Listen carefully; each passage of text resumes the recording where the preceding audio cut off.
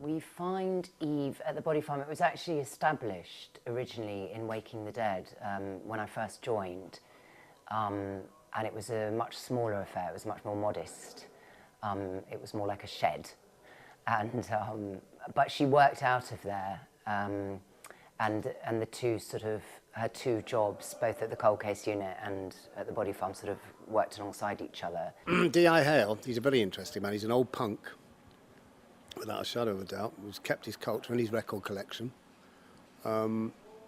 He's just overcome cynicism, and he knows Eve Lockhart of old.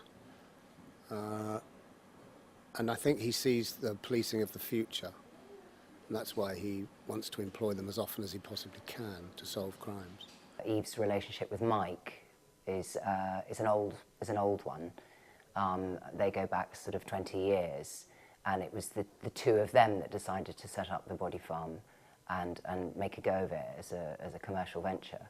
But really, you know, I think a lot of it is from a love for the work, which they all commonly share, and they all have their own sort of individual brilliant sort of fields of expertise. Eve now, I guess, is more of team leader, has become more of team leader, and obviously once she gets involved with Hale, then starts to go out into the field and get a better sense of what that is.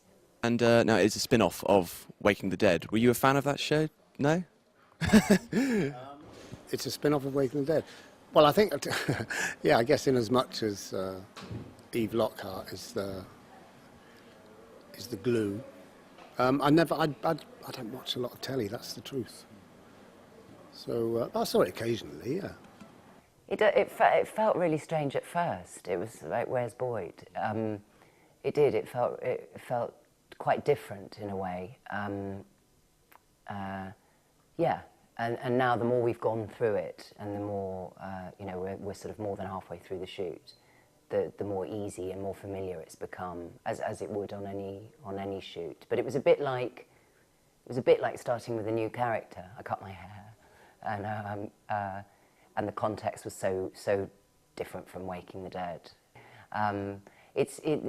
The flavour's quite different, but it's still dealing with things that people seem to enjoy very much, the sort of pathology of death, if you can say that. Pathology is death, but yeah, I hope it has some of the best elements of Waking the Dead, and then also I hope it sort of expands into other areas. It's less, I don't know, the stories are slightly smaller, they're more intimate, maybe more intimate, I'd say. It's less of a grand scale.